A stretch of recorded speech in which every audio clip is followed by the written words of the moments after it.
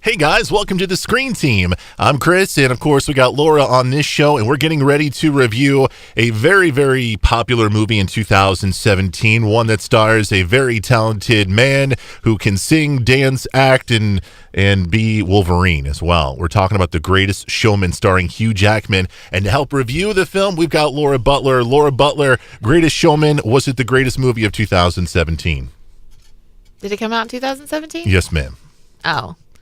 Christmas. Well, I didn't see it until just like last week, so I thought it came out this year. I don't know. I don't think I saw enough of the new movies last year to really say that. It's definitely better than Wolverine, I will say that much. I hated Wolverine. Did you see Logan?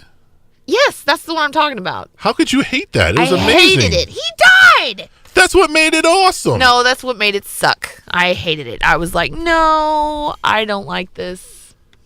Because he dies. I don't like it when people, like the star dies. It always makes me mad. But you like cheesy love songs and singing and... They really weren't cheesy, though. They were It looked cheesy from the trailer. They were uplifting.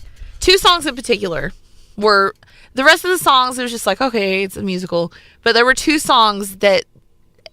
They're the kind of songs that when you listen to them and the voices and the music and just the way it builds and swells, that it makes the hair stand up on your arms and the back of your neck. And the message that they put out in these songs was, well, it was a lot like going back to Wonder, you know. It just promoting, like, everybody's different, but it doesn't matter what you say about somebody. Sure. They're there, and they have the right to live their life the way they want to live it. Whether it be in the spotlight or the shadows, they have that right. And that was a lot of what this movie focused on. So who does Hugh Jackman play? Does he play Barnum or Bailey? P.T. Barnum. All right. Phineas. And for those who don't know, he's one of the gentlemen who started one of the greatest circus rings of all time. They say the. I mean, it's the greatest show on earth for a reason. It's probably the biggest, well, at least American-wide. I mean, he was international. He traveled internationally, but that's the one most people in America know.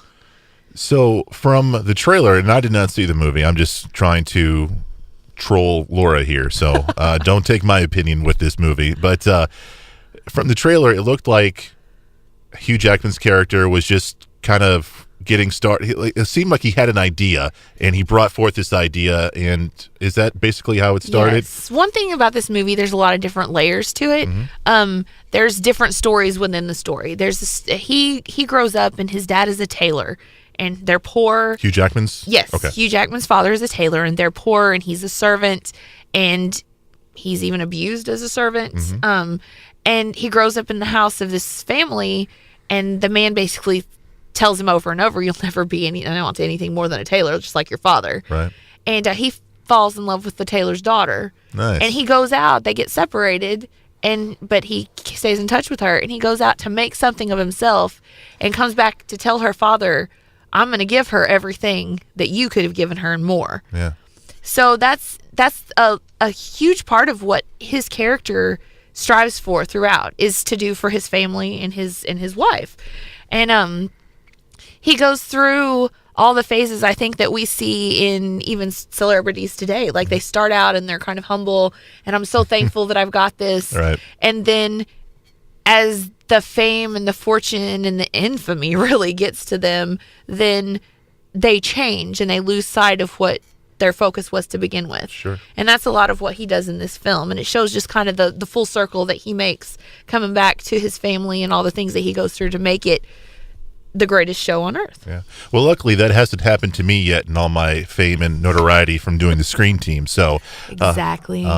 So yeah, I mean, it doesn't happen to everybody. Still good peeps. It doesn't happen to everybody, Laura. Okay. What about Zac Efron? Does he play Bailey? Who does he play? He plays Philip Nash, I believe is his name. And what does he do? He is the silent partner, not so silent. He comes from wealth and money, and Hugh Jackman's character pulls him in because the elite still think he's just like a dirty showman. He's got these freaks that they call them they're the oddities. They call them oddities. Sure. These people that are different, and they're not upper crust like what these elitist prigs, is what they called them in the movie, PRIG, Let's bring it back. Exactly. Let's bring it back. But he brings Philip in, or Zac Efron's character in, to so that the elite will give his show see it as valuable as well. And he falls in love, at least that's what the trailer showed, right? Yes. He falls in love with the very beautiful Zendaya. Yes. The very beautiful, but at the time she's mixed race. So that's completely frowned upon. It's a no-no. Her status is below his because he's like upper elite. Sure. And that's another one of the stories inside the story is their relationship as well. Now, you said 2 songs really delivered it emotionally. What about the rest of the songs? Were they enjoyable too? Yes. I think everything was really well written, and the choreography, everything was it was entertaining, and it was humorous, and it was sad, and it drew your heartstrings. But I think the underlying theme of this movie is triumph, because it just shows how the characters go, and all of the characters, honestly, they go from, some of them even their parents don't want them. They're living in the streets, just the lowest of the low. And it shows how they rise and how people begin to accept them when they rise. And I got chill bumps just thinking about it. But yeah. So you saw this with your 12-year-old nephew. He was bored, right? No, he loved it. Really? Yes. He was like, "Can we get the soundtrack? This is awesome." Yeah, he likes music anyway. That's his big thing is music.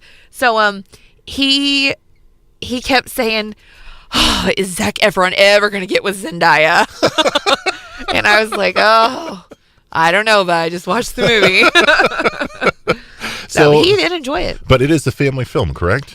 I believe it's rated PG. Okay. There was no sexual anything.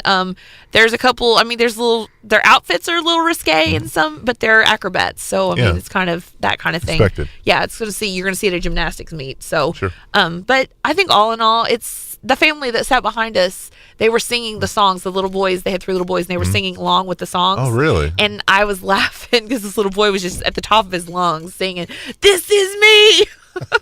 And I asked his mom after the show, I was like, "Did you guys get the soundtrack?" She's like, "Oh yeah, we've seen it 3 times." Wow. So 3 young boys under the age of 10, I would say, and they enjoyed it 3 times. So yeah, Sabrina went and saw it in theaters, and she was glowing after it. And I was like, I'm so glad I didn't go with you to see this movie. The movie's called The Greatest Showman. Laura loved it. Sabrina loved it. It sounds like it's a definite must. So if you get a chance, definitely check it out. Laura, thank you for being on the show, man. Yeah, good Appreciate you. We've got more reviews coming your way next Saturday at 6 p.m. I'm Chris. That's Laura. We're the Screen Team, and we want you to know before you go.